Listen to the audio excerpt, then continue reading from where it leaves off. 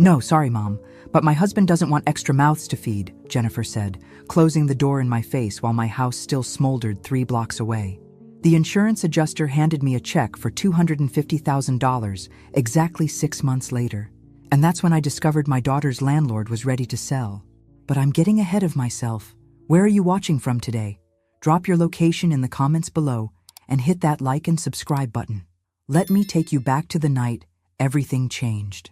It was a Tuesday in October when I woke up to the smell of smoke and the sound of sirens already screaming down Maple Street. At 68 years old, I'd been living in the same house for 32 years, the place where I'd raised Jennifer as a single mother after her father ran off to Las Vegas with his secretary. The fire started in the garage where some old Christmas lights had apparently short-circuited. By the time I stumbled outside in my bathrobe, clutching my purse and phone, half the house was already gone. I stood on Mrs. Peterson's lawn, watching 40 years of memories disappear into orange flames that reached toward the stars like desperate prayers. Everything's gone, I whispered to the paramedic who draped a blanket around my shoulders. Everything. The Red Cross put me up in a motel for 3 nights. 3 nights of lying on scratchy sheets, staring at water stains on the ceiling, trying to figure out what came next. That's when I called Jennifer. "Mom, oh my God, I just heard about the fire," she said when she finally answered on the 4th ring. "Are you okay?" "I'm alive," I told her. "But the house is a total loss. The insurance will eventually pay out, but that could take months. I was wondering if I could stay with you and David just until I figure things out. Maybe a week or 2 at most." The silence stretched so long I thought the call had dropped. When she spoke again, her voice had that careful tone she used when she was about to disappoint me. "Mom, that's really complicated right now.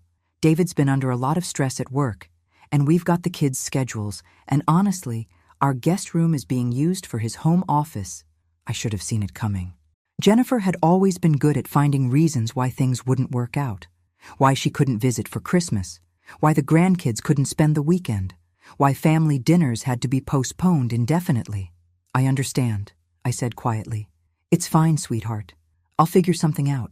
But when I showed up at their door the next morning, desperate and homeless, carrying everything I owned in a single suitcase, her response was crystal clear. "No, sorry, Mom, but my husband doesn't want extra mouths to feed."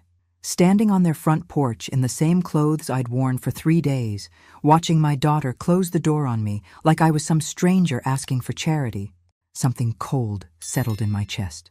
Something that would grow stronger every night I spent sleeping in my car. Every morning I woke up with a crick in my neck from the driver's seat, every time I caught my reflection in a gas station bathroom mirror and saw what I'd become. That was 6 months ago. 6 months. 6 months that changed everything about who I thought I was, who my daughter really was, and what I was capable of doing when pushed too far. The first night in my car, I parked outside a 24-hour Walmart and cried until my eyes swelled shut.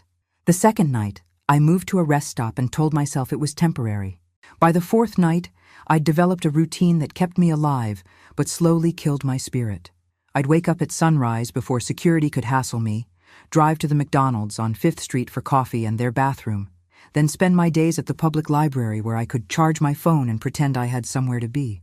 Evenings were for finding a new place to sleep, rotating between different parking lots so no one would notice the gray-haired woman living in a 2018 Honda Civic. The insurance company moved with the speed of continental drift. Every phone call brought new forms to fill out, new documentation they needed, new reasons why my claim couldn't be processed just yet. Meanwhile, autumn turned to winter, and sleeping in my car went from uncomfortable to genuinely dangerous. I bought a sleeping bag from the clearance rack at Target, along with a small cooler and a camping pillow. The car became my entire world. Front seat for eating, back seat for sleeping, trunk for storing the few belongings I'd managed to replace. I learned which gas stations had the cleanest bathrooms, which parking lots had security cameras but absent guards, which librarians would let me stay past closing time if I looked busy enough. Jennifer called exactly once during those 6 months. "Mom, I've been thinking about you," she said on a Tuesday afternoon while I sat in the library pretending to read a magazine. "How are you managing? Did the insurance come through yet?" "Still waiting," I told her, my voice carefully neutral. "Well, I'm sure it'll work out soon. These things always do. Listen, I wanted to tell you that Emma made honor roll again, and Tyler scored his first soccer goal last weekend. I thought you'd want to know. She was giving me updates about my grandchildren like I was some distant relative who sent birthday cards but never visited. Like I hadn't spent every Saturday for 5 years taking them to the park, teaching Emma to braid her hair, showing Tyler how to throw a curveball. That's wonderful, I said. Tell them their grandmother is proud of them. I will. And Mom? I know things are tough right now, but you're strong. You'll figure it out, you always do. Strong. I wanted to laugh. If I was so strong, why was I living in my car while my daughter lived in a 4-bedroom colonial with a 2-car garage? If I was so strong, why hadn't I demanded she help me instead of meekly accepting her rejection? But I said, "Thank you, sweetheart. That means a lot." After she hung up, I sat in the library staring at my phone for 20 minutes, imagining all the things I should have said. I should have told her I was sleeping in parking lots. I should have told her I was using restaurant bathrooms to wash my face and hands. I should have told her that being homeless at 68 wasn't a character-building exercise, it was a nightmare. Instead, I'd protected her feelings like I always had, like I'd been doing her entire life. That night, parked behind a CVS pharmacy, something shifted inside me. Maybe it was the cold seeping through the sleeping bag, or the way my back ached from another night on the narrow car seat, or simply the accumulated weight of 6 months of humiliation. Whatever it was, I stopped crying and started planning. The insurance adjuster had called that afternoon with good news. My claim was finally approved. $250,000 would be deposited in my account within 10 business days. Enough to start over, certainly. Enough to rent an apartment, buy furniture, rebuild some version of my old life. But as I lay there listening to the wind rattle my windows, a different idea began to take shape. The first thing I did with my insurance money was rent a studio apartment downtown and buy a decent mattress. After 6 months of sleeping in my car, having a real bed felt like the height of luxury, but the apartment was just base camp for what came next. I spent my days at the county courthouse, learning everything I could about property records and real estate law. Jennifer lived on Sycamore Drive in a neighborhood called Hillcrest Estates, a development of modest colonials built in the 1990s where young families started their climb toward prosperity. I'd driven past her house countless times during my car-dwelling months, sometimes parking at the end of the street just to watch her normal life continue without me. What I discovered at the courthouse made my pulse quicken with possibility. The house at 847 Sycamore Drive, Jennifer's house, was owned by something called Morrison Family Trust. A little more digging revealed that Morrison Family Trust was managed by one person. Harold Morrison, age 74, recently moved to an assisted living facility in Phoenix. His daughter had been handling his affairs since he'd been diagnosed with dementia 6 months earlier. I made some calls. Harold's daughter lived in California and wanted nothing to do with managing rental properties from 2,000 miles away. She was eager to sell her father's entire real estate portfolio and simplify her life. "It's such a headache," she told me over the phone. "Dad owned 4 rental houses in your area, and I'm just drowning in maintenance calls and tenant complaints. I need to liquidate everything and focus on his medical care." "I understand completely," I said, sitting in my new apartment with property records spread across my kitchen table. "What would you consider a fair price for the portfolio?" The number she quoted was well within my insurance settlement range. 4 houses, including 847 Sycamore Drive, for $320,000. I could cover it with my settlement plus a small loan, but I didn't want all 4 houses. I only wanted one. "Would you consider selling them individually?" I asked. "I'm specifically interested in the property on Sycamore Drive." "Oh, that's my best rental," she said. "Great tenants, never late with rent, take really good care of the place. I'd hate to lose them, but honestly, if someone wants to buy that house specifically, I could let it go for $90,000. Great tenants who take really good care of the place." She was talking about my daughter. "I'll take it," I said. "When can we close?" 3 weeks later, I became the proud owner of 847 Sycamore Drive. Jennifer had no idea her landlord had changed hands. Her rent checks were still mailed to the same P.O. box, still deposited into the same account. The only difference was that account now belonged to me. I sat in my car outside the house that first day as the new owner, watching Jennifer pull into the driveway after picking the kids up from school.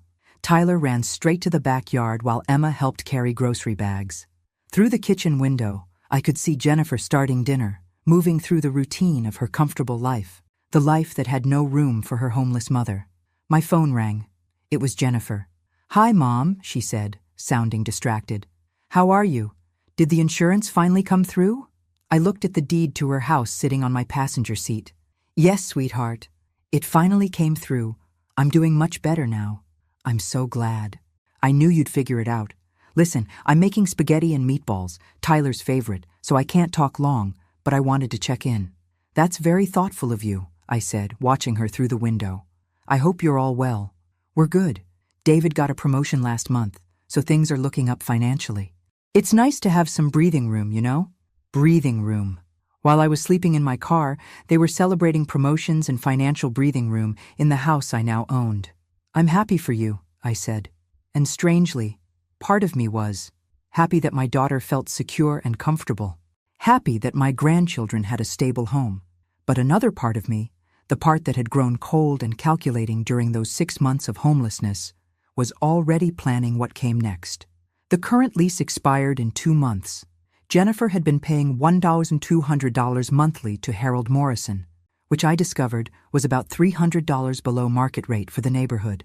A generous landlord helping a young family, I supposed.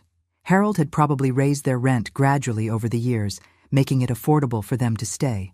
I wouldn't be quite so generous. I consulted with 3 different property management companies to establish fair market value for a 4-bedroom colonial in Hillcrest Estates. The consensus was clear. $30,600 per month was not only reasonable, but slightly conservative given recent improvements to the neighborhood. That gave me 2 options when Jennifer's lease expired. I could offer to renew at market rate, or I could choose not to renew at all and find new tenants. Both options felt like justice after 6 months of sleeping in parking lots. But I wanted Jennifer to have a choice, the same choice she'd given me when I needed help. The letter arrived on official letterhead from Morrison Property Management, the company I'd hired to handle tenant communications. Professional, businesslike, completely impersonal. "Dear Ms. Hamilton, we hope this letter finds you well. We are writing to inform you that the property at 847 Sycamore Drive has recently been transferred to new ownership. All lease terms and conditions remain in effect until the current lease expires on March 31st. We would like to offer you the opportunity to renew your lease for another 12-month term. However, please be aware that a recent market analysis has determined that the rental rate will need to be adjusted to reflect current fair market value. The new monthly rent will be $3,600, beginning April 1st. This represents a significant increase from your current rate, and we understand this may impact your housing decisions. Please inform us of your intention to renew or vacate by March 1st. If you choose to renew, the new lease agreement and first month's rent will be due by March 15th. Sincerely, Morrison Property Management." I hand-delivered the letter myself, driving to Sycamore Drive on a Wednesday afternoon when I knew Jennifer would be home. I slipped it into their mailbox and drove around the corner to wait. My phone rang 18 minutes later. "Mom, you will not believe what just happened," Jennifer said, her voice tight with stress. "Our landlord sold the house, and the new owner wants to triple our rent. $3,600. It's insane." "Oh no," I said, making my voice appropriately concerned. "That's terrible, sweetheart. What are you going to do?" "I have no idea. David's already crunching numbers, but there's no way we can afford $3,600 a month. We're barely managing $1,200. This is going to force us to move, find a cheaper place, probably in a worse neighborhood, with worse schools for the kids." I made sympathetic noises while privately noting that $3,600 wasn't quite triple their current rent. But I understood why it felt that way. When you're struggling financially, any increase feels devastating. "Have you tried talking to the new owner?" I asked. "Maybe they'd be willing to negotiate. We don't even know who the new owner is. Everything goes through this management company now. David called them today, and they basically said the rent increase is non-negotiable. Take it or leave it." "I'm sorry this is happening to your family," I said, and I was sorry. Sorry it had to happen this way. Sorry Jennifer was stressed. Sorry my grandchildren might have to change schools. But not sorry enough to change my mind. Mom, can I ask you something? Jennifer said suddenly. You said the insurance money came through. How much did you get? The question caught me off guard. In 6 months of homelessness, she'd never asked about my finances, never offered to help, or even expressed curiosity about how I was surviving. Now, facing her own financial crisis, she wanted to know what resources I had. Enough to get back on my feet, I said carefully. Because if you have extra, maybe you could help us with a down payment on a house. I know it's a lot to ask, but we're family, and this rent situation is impossible. I sat in my car, staring at the house I now owned, listening to my daughter ask for money she'd never offered to me when I was sleeping in parking lots. The irony was so perfect, it took my breath away. I'll think about it, I said finally. Let me see what my situation is, and get back to you. Thank you, Mom. I knew I could count on you. After she hung up, I drove home to my little studio apartment and opened a bottle of wine. Tomorrow I would call Jennifer back with my answer. Tonight, I would enjoy the sweet taste of having the power to say yes or no. Jennifer called me 3 times the next day before I finally answered. Each voicemail was more desperate than the last. Mom, it's me. Call me back when you get this. I've been thinking about our conversation yesterday. Mom, please call me. David and I stayed up all night talking about this rent situation. We really need to discuss options. Mom, where are you? I drove by that address you gave me, but the manager said you're not in the system. Are you okay? Please call me back. She'd driven to my apartment complex looking for me. For the first time in 6 months, Jennifer was actively worried about my welfare. It would have been touching if the timing hadn't been so revealing. I called her back from a coffee shop downtown, my voice carefully neutral. Hi, sweetheart. I got your messages. Is everything okay? Mom, thank God. I was starting to panic. Where are you living? I went to Riverside Apartments on Oak Street, but they said they don't have any tenant named Barbara Walsh. I'd given her a fake address when she asked where I was staying. After 6 months of careful independence, I wasn't ready to let her back into my life just because she needed something from me. I'm staying with a friend temporarily while I look for the right place. I lied smoothly. You know how it is. I want to find something perfect, not just settle for the first available apartment. Okay. But Mom, about what we discussed yesterday. The down payment, I said. Yes, I've been thinking about that. And? I could hear the hope in her voice, the desperate edge of someone drowning and suddenly seeing a life preserver. I remembered that feeling intimately from my own experience 6 months earlier. I'm willing to help, I said, and heard her sharp intake of breath. Oh, Mom, thank you. You don't know what this means to us. We've already started looking at houses, and there are some really nice places in Brookfield for around $200,000. If you could help with $20,000 or $30,000 for the down payment. I have conditions, I interrupted. The line went quiet. What kind of conditions? First, I want to meet with you and David together to discuss this properly. No more phone conversations. If I'm going to invest in your family's future, I want to see the commitment from both of you. Of course, that makes sense. Second, I want full transparency about your finances. Income, debts, expenses, everything. If I'm going to help you buy a house, I need to know you can afford the mortgage payments. Okay, yes, we can do that. Third, I said, letting my voice grow cooler. I want an acknowledgement of what happened 6 months ago when I needed help. Another silence. Longer this time. I'm not sure what you mean, Jennifer said carefully. I think you know exactly what I mean. When my house burned down and I asked for somewhere to stay temporarily, you turned me away. Your husband didn't want extra mouths to feed, remember? Mom, I spent 6 months sleeping in my car. Jennifer, 6 months. While you were living comfortably in your rental house, worried about your children's schedules and David's stress levels, I was washing my face in gas station bathrooms and trying to stay warm in a Honda Civic. I could hear her breathing, could practically feel her scrambling for the right response. I didn't know it was that bad, she said finally. You never told me you were sleeping in your car. I thought you'd found an apartment or something. You never asked. I should have asked. You're right. I was dealing with my own problems and I wasn't thinking clearly. David was going through that difficult period at work, and I was overwhelmed with the kids. And now David's been promoted, I said. And you have financial breathing room, but suddenly you need my help. Mom, please, I know I made mistakes, but we're family. Can't we move past this? The word family hit exactly the way she intended. For 6 months, I'd clung to the idea that family meant something, that blood relationships created obligations of care and support. Now I knew better. Family was conditional. Family came with terms and requirements that could change without notice. Yes, I said, we can move past it. But first, we need to understand each other clearly. When you need help, family is supposed to matter. When I needed help, it didn't. That's not fair. Fair? I laughed, surprising myself with the bitterness in my voice. Jennifer, fairness went out the window when you closed your door on me. But you know what? You're right that we're family, so I'm going to help you the same way you helped me. What does that mean? It means you'll figure it out, I said. You always do. You're strong. I hung up before she could respond, my hands shaking with adrenaline and something that felt dangerously close to satisfaction. 3 days passed before Jennifer called again. When she did, her voice had changed, less entitled, more careful, like someone who'd finally realized they were walking on thin ice. Mom, I think we need to start over. David and I have been talking, and we understand that we hurt you. We were selfish and thoughtless when you needed us most, and there's no excuse for that.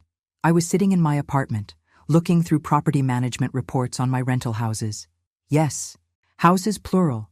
I'd ended up buying Harold Morrison's entire portfolio after his daughter made me an offer I couldn't refuse. My monthly rental income was now covering my living expenses with money left over for investments.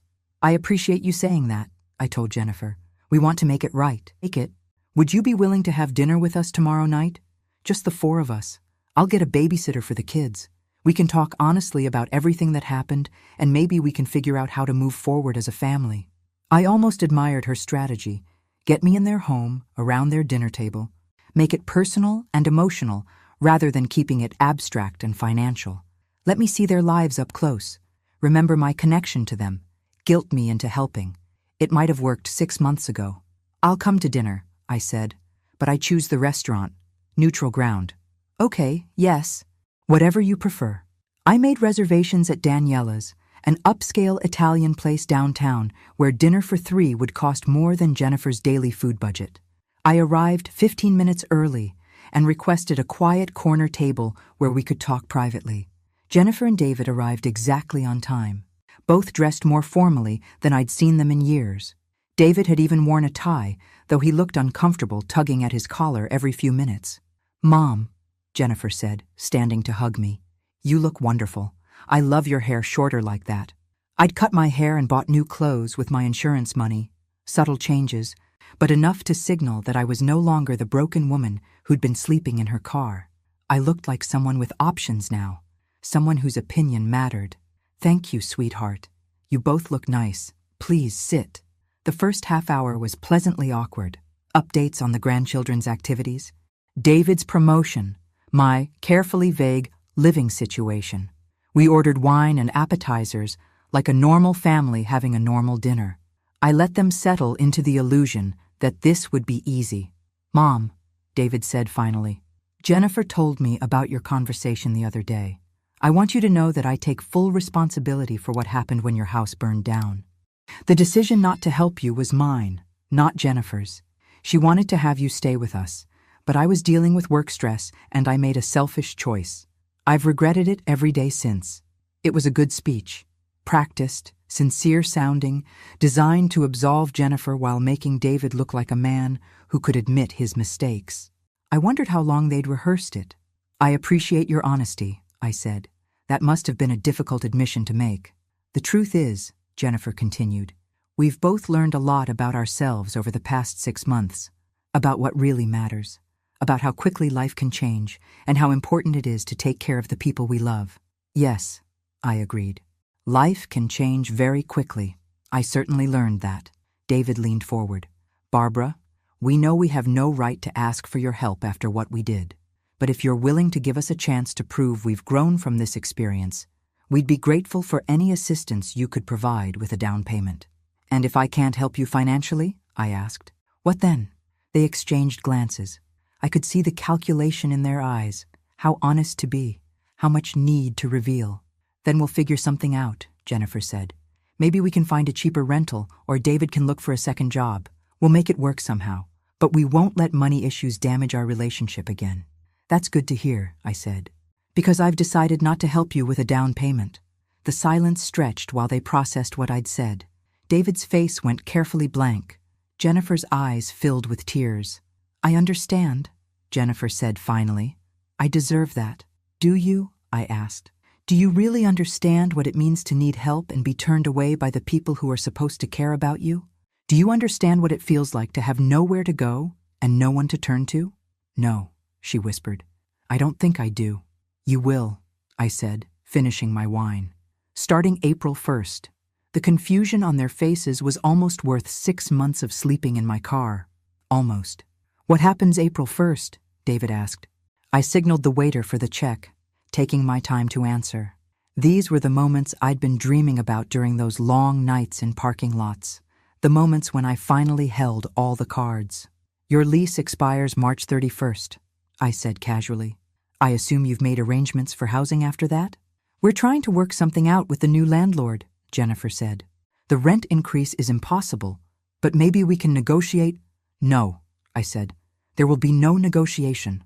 David frowned. How do you know that? I pulled out my phone and opened my property management app, turning the screen toward them.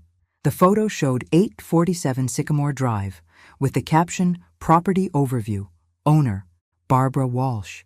Jennifer stared at the screen for a long time before looking up at me with an expression I'd never seen before.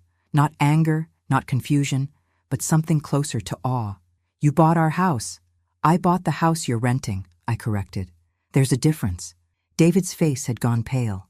When? About a month after you told me your husband didn't want extra mouths to feed. Funny thing about having money. It gives you options you didn't know existed. So the rent increase. Jennifer's voice was barely a whisper. Market rate, I said. $3,600 a month is actually quite reasonable for a 4-bedroom colonial in your neighborhood. I had 3 different property management companies verify that price. The waiter brought our check.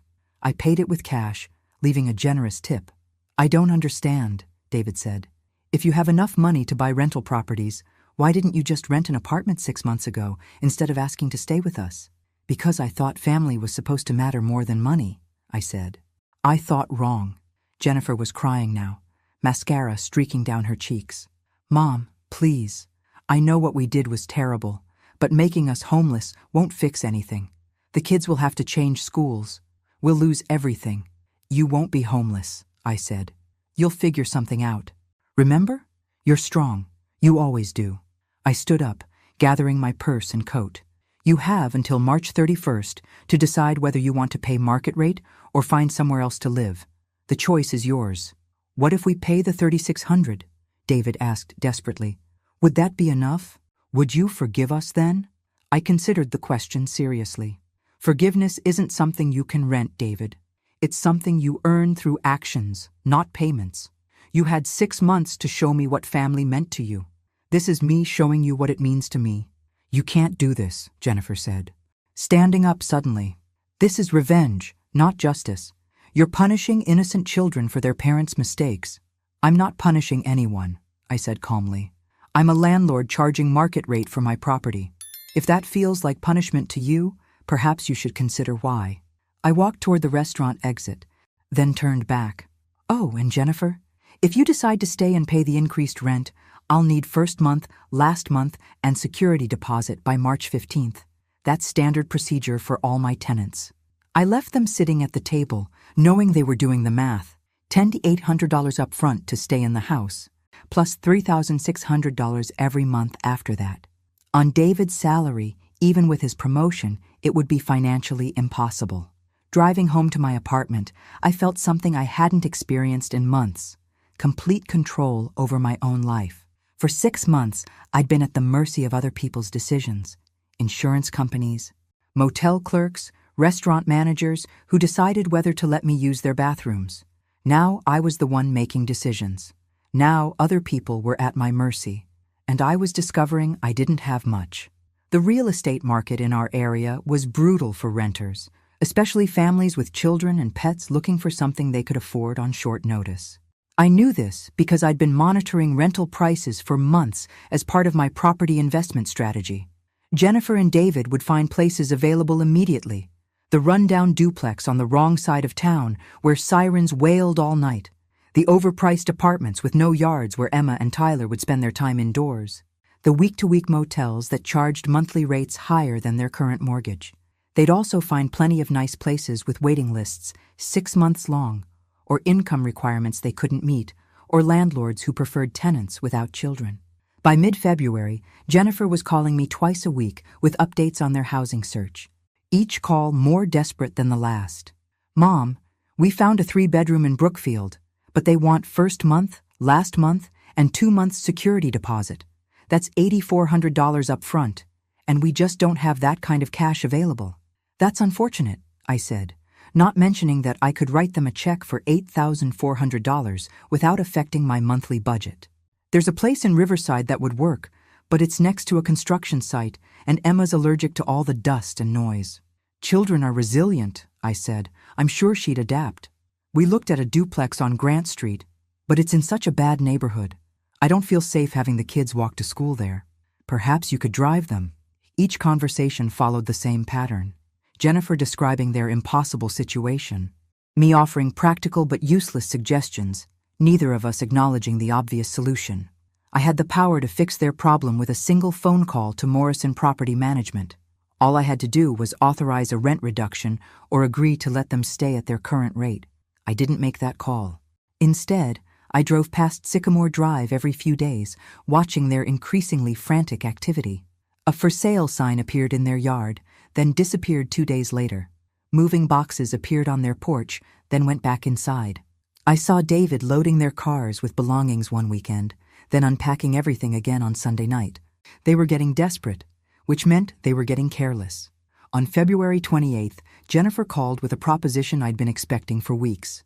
"Mom, I need to ask you something, and I want you to promise you'll at least consider it before saying no." "I'm listening." "What if we paid you back?" "Paid me back for what?" "For letting us stay at the old rent." "What if we treated it like a loan? You let us stay at $1,200 a month, and we pay you the difference, $2,400, whenever we can. With interest, if you want." It was actually a reasonable proposal from someone who understood their landlord was their estranged mother rather than a faceless corporation. Jennifer was finally acknowledging our real relationship instead of hiding behind the fiction of professional property management. "How long would this loan arrangement last?" I asked. "I don't know. A few years, maybe, until David gets another promotion or the kids are older and I can go back to work full-time. We just need some breathing room to get back on our feet financially." Breathing room. The same phrase she'd used 6 months earlier when describing their improved finances after David's promotion. While I was sleeping in my car, they'd been enjoying breathing room. "Let me think about it," I said. "Thank you, Mom. I know it's a lot to ask, but..." "It is a lot to ask," I agreed, "especially from someone whose husband didn't want extra mouths to feed. Mom, please don't. I'll give you my answer tomorrow." I hung up and sat in my apartment looking at my financial statements. The rental properties were generating more income than I needed to live comfortably.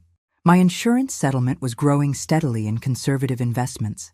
I had more money now than at any point in my life, certainly enough to be generous with my only daughter.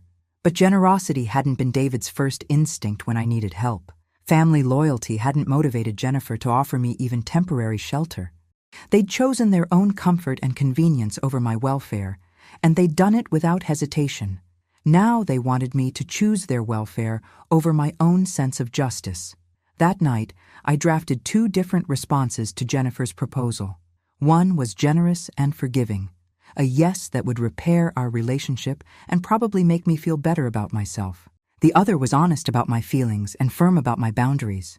In the morning, I would have to decide which version of myself I wanted to be. I chose honesty. "Jennifer, I've thought carefully about your proposal, and my answer is no. You and David will need to find other arrangements by March 31st. The silence on the phone lasted so long, I wondered if she'd hung up. When she finally spoke, her voice was hollow with shock. "You're really going to let your own grandchildren become homeless?" "Your children won't be homeless any more than I was homeless," I said. "You'll find somewhere for them to live, just like I did." Sleeping in parking lots isn't finding somewhere to live. Mom, it's surviving. Yes, I agreed. It is. And you're resourceful people. You'll figure out how to survive, and then you'll figure out how to rebuild. Just like I did. This is insane. David's voice suddenly came through the phone. Barbara, this is David. Jennifer put you on speaker because I wanted to talk to you directly. Hello, David. What you're doing to our family is cruel and vindictive. I understand you're angry about what happened when your house burned down, but destroying our children's stability won't change the past. I'm not destroying anything, I said calmly. I'm operating a rental property business according to standard market practices. If that feels cruel to you, perhaps you should examine why standard business practices seem vindictive when they're applied to your family. Because you're not really our landlord, Jennifer said, her voice breaking. You're my mother, and mothers don't evict their own children. Children don't abandon their parents either, I replied.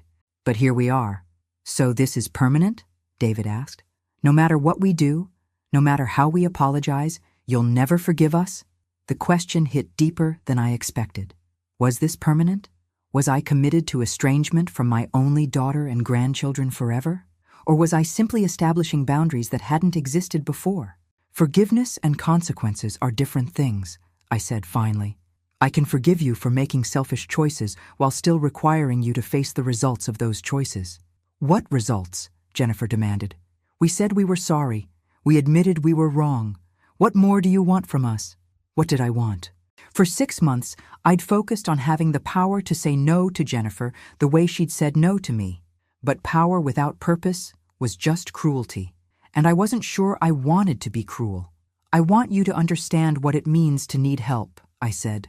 Really need it, desperately need it, the way I needed it 6 months ago. I want you to experience what it feels like when the people who are supposed to care about you choose not to care. And then what? David asked. When we've suffered enough to satisfy you, then what happens?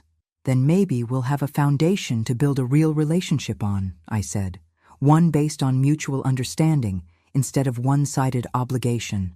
This is crazy, Jennifer said. You're talking like some kind of therapist instead of my mother.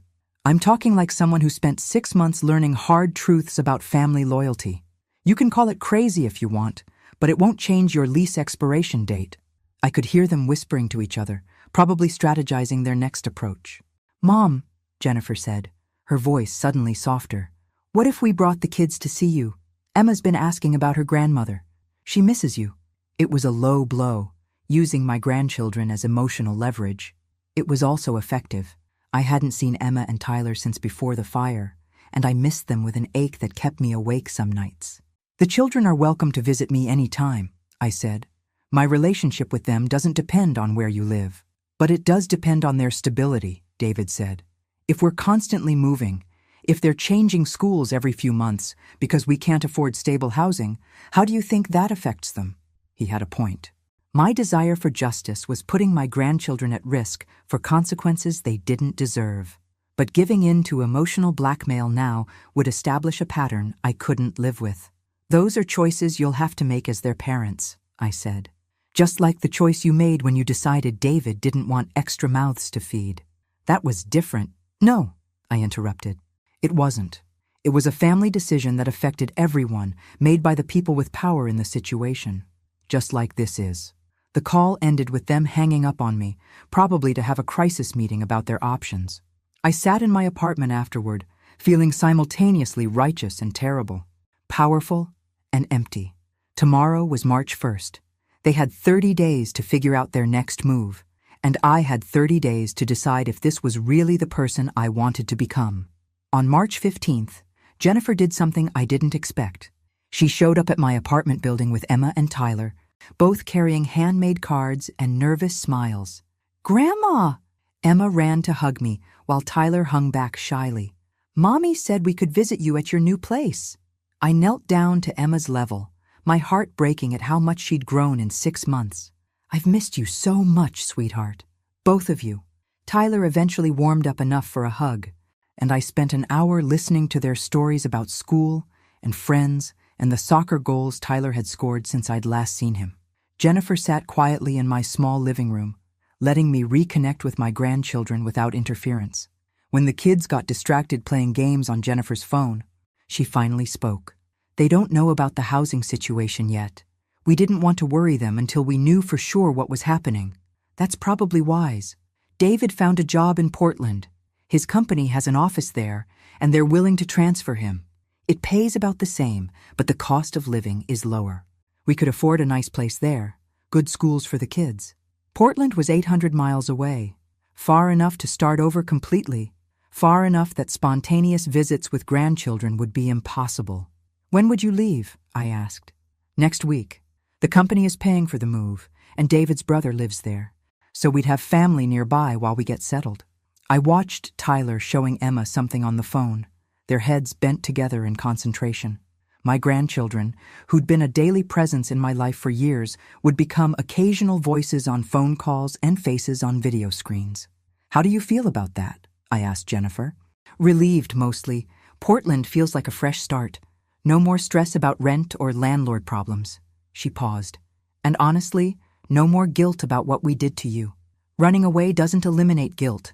No, but it makes it easier to live with. She looked around my apartment. You've done well for yourself. This is nice. Thank you. I keep wondering how things might have been different if we'd made different choices back in October. I wondered the same thing. If Jennifer had opened her door to me 6 months ago, would I have been content to remain the grateful mother dependent on my daughter's generosity and goodwill? Would I have ever discovered my own capacity for independence and financial success? Different choices create different consequences, I said, not necessarily better ones. Do you really believe that? Do you think we're all better off this way?